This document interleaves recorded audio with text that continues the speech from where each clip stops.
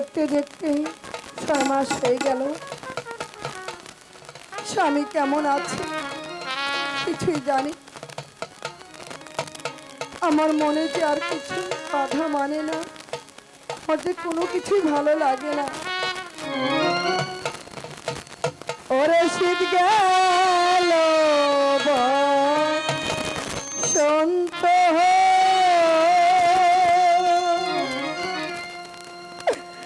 ওই না এলো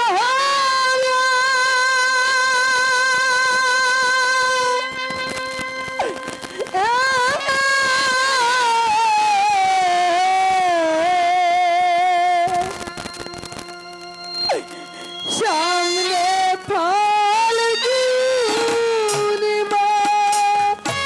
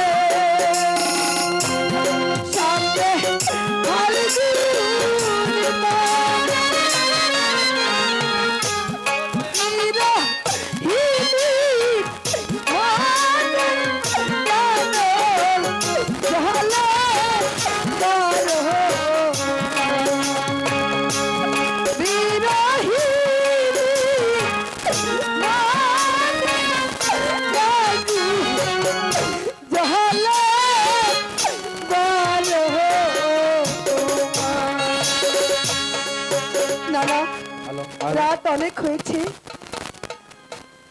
আমার যে বড্ড ভয় করছে। তবে কি কোনো শত্রু আক্রমণ করবে? না না, অস্ত্রখানা আমার পাশে রেখে তারপর আমি ঘুমিয়ে পড়বো।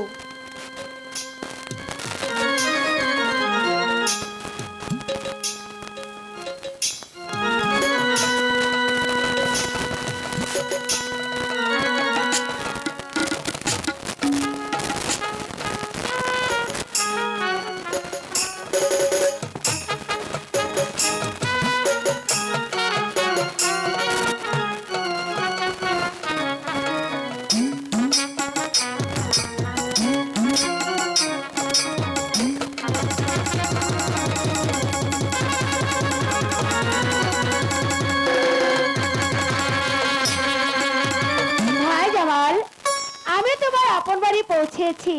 এবার তুমি আমার পিষ্টু হতে নামো। হ্যাঁ ভাই মানিক হংস, তুই এ কি বলছিস ভাই? তুই কি আমাকে সাগরের মাঝখানে ফেলে দিতে চাস ভাই? না ভাই জামাল, তোমার যদি বিশ্বাস না হয় এক হাতে আমার ডানা ধরো, আর এক হাতে তোমার চক্ষুর বন্ধন খুলে দেখো। হ্যাঁ ভাই মানিক হংস, আমি তাই করছি। আমার তো কিছুতেই বিশ্বাস হচ্ছে না এত সহজে তুই আমাকে আমার আপন গৃহে পৌঁছে দিবি। ভাই মানিক হংস, আমি তাই করছি। এক হাত দিয়ে আমার ডানা চেপে ধরছি, আর এক হাত দিয়ে আমার চক্ষু বন্ধন আমি খুলে নিচ্ছি।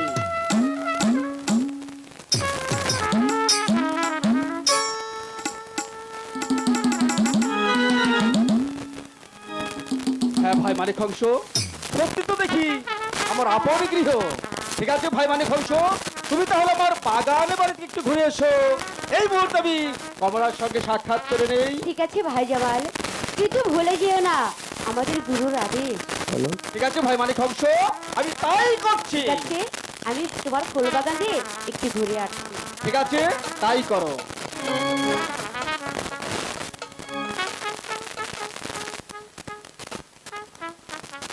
কমলা, কমলা, কমলা, কে? এই দেখো, দরজা খুলে দেখো, তোমার স্বামী জামাল বাদশা। শয়তান! আমার স্বামী আজ মাস যাবৎ বাণিজ্যতে গিয়েছে, আর কোথাও হতে এক লম্পট সে বলছে কিনা আমি তোমার স্বামী। আর একবার ওই কথা উচ্চারণ করলে আমি তোমাকে হত্যা করব। কমলা, লক্ষ্মীটি আমার, লক্ষ্মীটি আমার, তুমি একটিবার দরজা খুলে দেখো, তোমার স্বামী জামাল বাদশা। আমি কিছুতেই বিশ্বাস করি না। ভগদয়াল, ভগদয়াল কালো গাজী, আমি এখন কি করি? আমি এখন কি করব? কমলা যে বিশ্বাস করছে না, এমন কি তার খুলছে না। কমলা, তুমি একটিবার চেয়ে দেখো, একটিবার দরজা খুলে দেখো, তোমার স্বামী জামাল বাদশা দরজায় দণ্ডায়মান। আমি কিছুতেই বিশ্বাস করি না। আমার স্বামীর কণ্ঠস্বর নকল করে আমার সর্বনাশ করতে এসেছিস। দূর হয়ে দেখার দিকে, নইলে আমি তোমাকে হত্যা করব। তাহলে তুমি দরজা খুলবে না? ঠিক আছে, না। আমি আমার দয়াল ফির কালো গাজীকে স্মরণে দিয়ে বলছি, কোথায় বাবা কালো গাজী?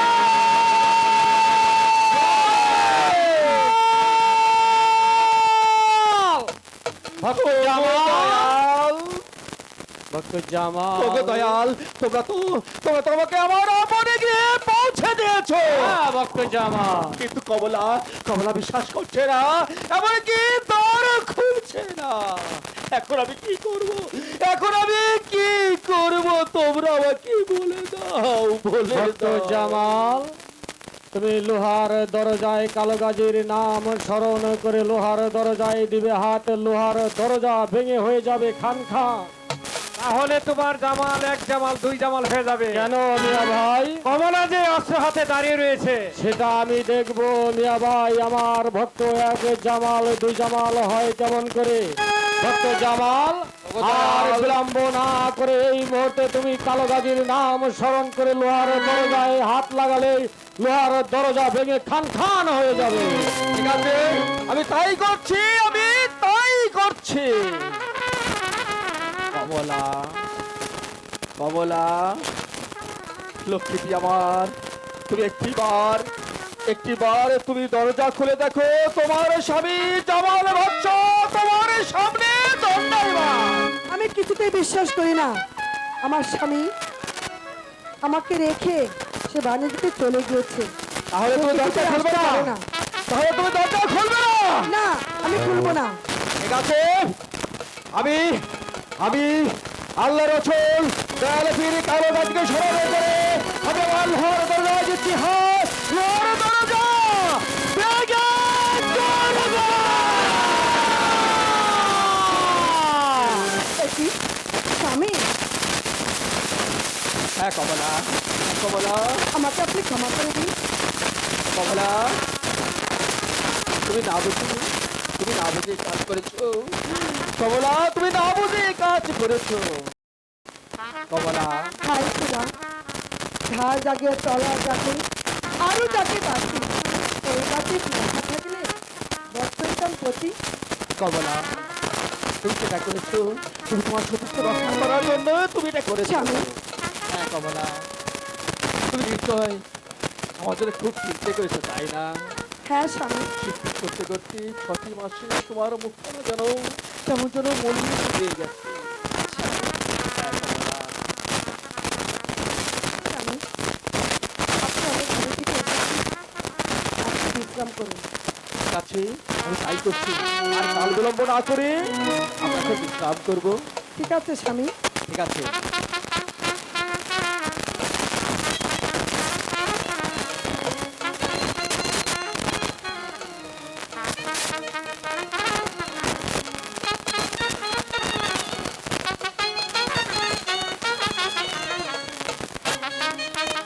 স্বামী, আপনি বিশ্রাম করুন, আমি আপনার হাত পা ধুয়ে দিচ্ছি।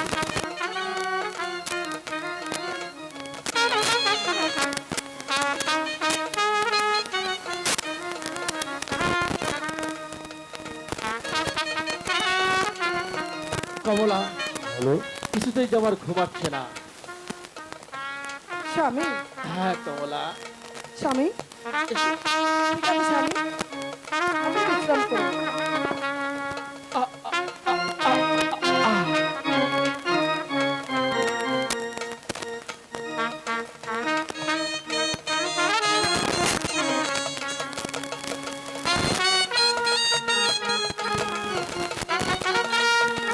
ভাই জামাল, তুমি নিদ্রা হতে যাবো ভাই, আমাদের হাতে যে আর সময় নেই। ভাই জামাল, ভাই জামাল, তুমি কি ভুলে গেছো আমাদের গুরুর আদেশ? তার আদেশ যদি আমরা অমান্য করি তাহলে আমরা দুজনে যে পুরো ধ্বংস হয়ে যাব। ভাই জামাল,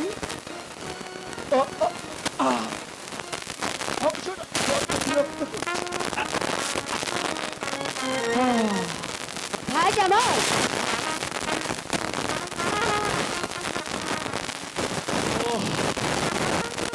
কমলা, আমি হংসটাকে বুঝিয়ে তারপর তোমার কাছে আসছি। স্বামী, কমলা, আমার একটু অনুরোধ রাখবেন স্বামী। বলো।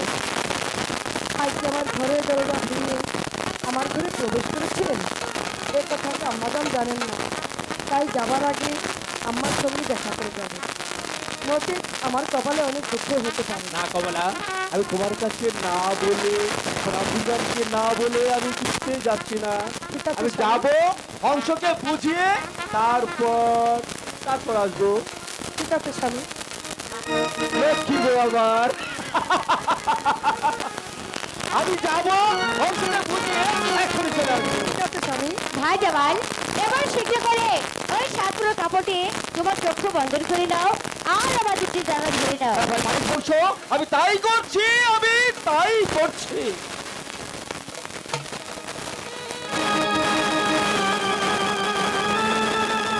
সবাই মানে বলছো, আমাকে নিয়ে চলো। কমলা! স্বামী, সময়ের জন্য আমার মায়ের সঙ্গে আমি সাক্ষাৎ করতে পারলাম না। কি বলছেন স্বামী? তুমি আমার মাকে একটু বুঝিয়ে বলো। আয় খুদা, এ কি হলো? আমার শাশুড়ি আম্মাকে বিশ্বাস করবে? খুদা, তুমি আমার সহায় থেকো খুদা, আমার সহায় থেকো। আমি আর একটু ঘুমিয়ে নিই।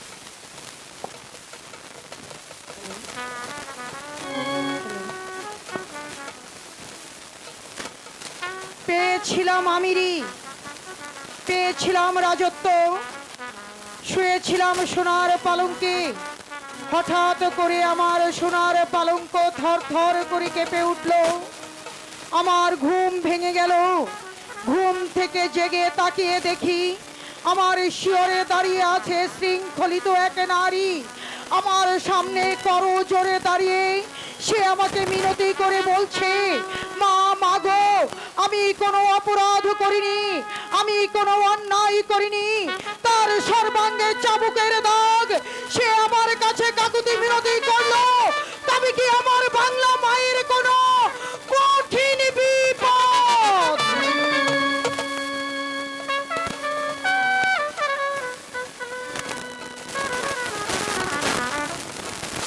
কমলা প্রতিদিন ঘুম থেকে ওঠে, আমার সেবা সুস্থতা করে। আজ অধিক বেলা হয়ে গেল, এখনো কমলা ঘুম থেকে উঠছে না কেন? দাসী,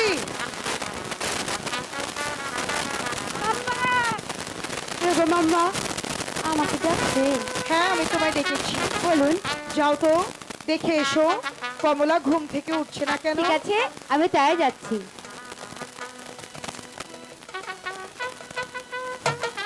ও মা! এ আবার কি? কমলার ঘরে দরজাটা ভাঙা একটু এলোমেলো করে ফেলেছে। ঠিক আছে, আমি ছোট মেঘ বৈশাখে দেখি দেখি কি করা যায়।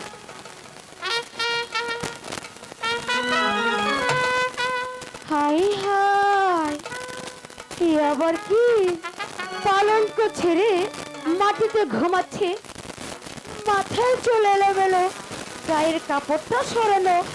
বুঝেছি, না যেন কন্যাগরের সাথে সারা রাত ভরে রং ঢং করে আনন্দ করে এখন এমন কি ঘুম পাচ্ছে। ঠিক আছে, তোমার সুখের ঘুমটা আমি পড়াচ্ছি পড়াচ্ছি পড়াচ্ছি। আরে বেগম আম্মা! বেগম আম্মা! কি সংবাদ দাসী?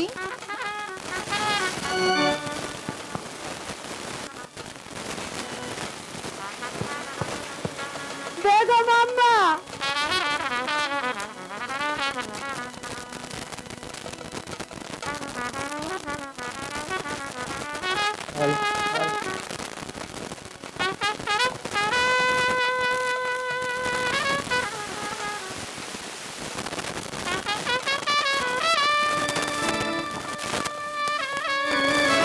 হ্যালো,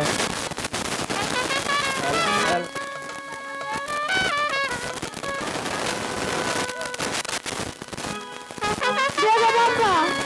আমি কি আর বলবো, আমার বড্ড ভয় করছে।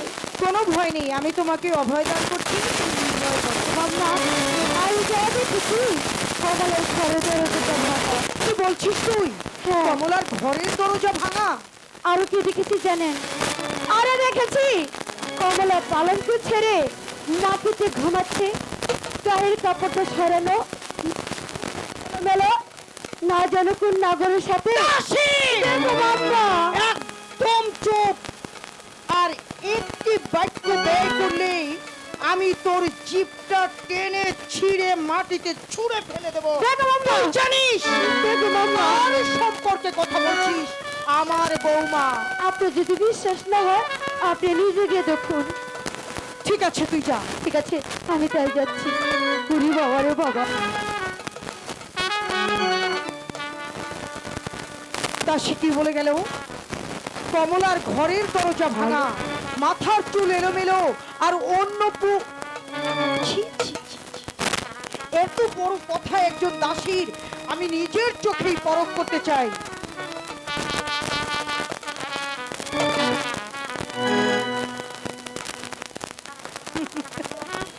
তাই তো, কমলার ঘরের দরজা ভাঙা।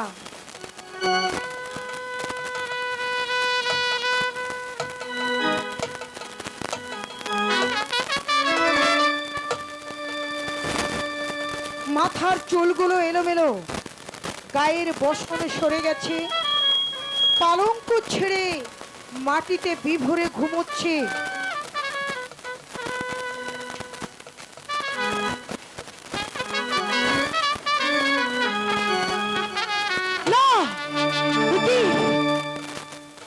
কমলার মুখে সোহাগের চিহ্ন কি করে সম্ভব?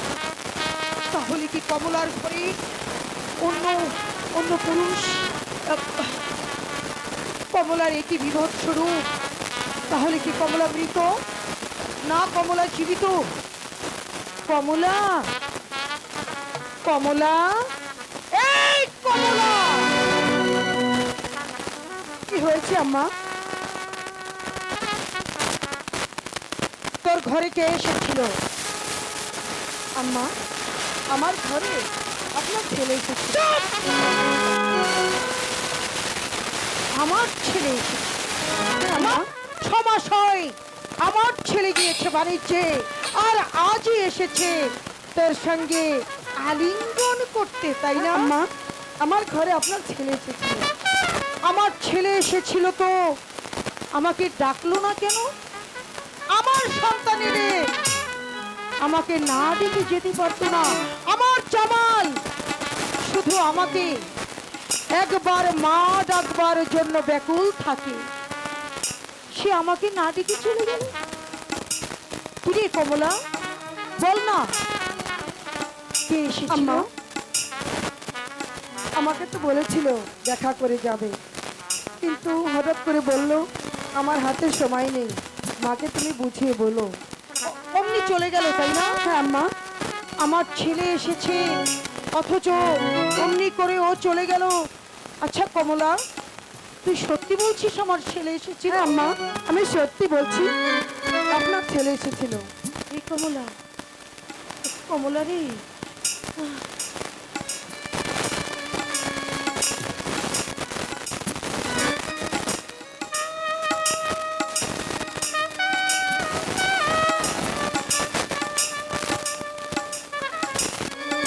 কাল বুঝি আমার ছেলে তোকে অনেক সোহাগ করেছে, তাই না? কিরে, লজ্জা পেয়েছিস বুঝি? এই কমলা, আমার ছেলে এসেছিল না, আমার এই আমার ছেলে এলো, অথচ একবারও আমায় মা বলে ডাকলো না।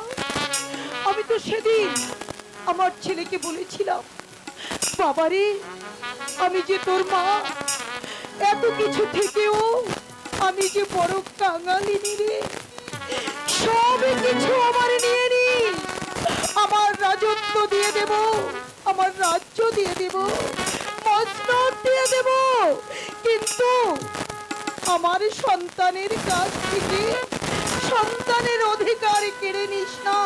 আমার ছেলে সেটা কেড়ে নিয়েছে। কার জন্য? তোর জন্য। আমার ছেলে এসেছিল না? আচ্ছা, আমার ছেলেই যদি এসে থাকে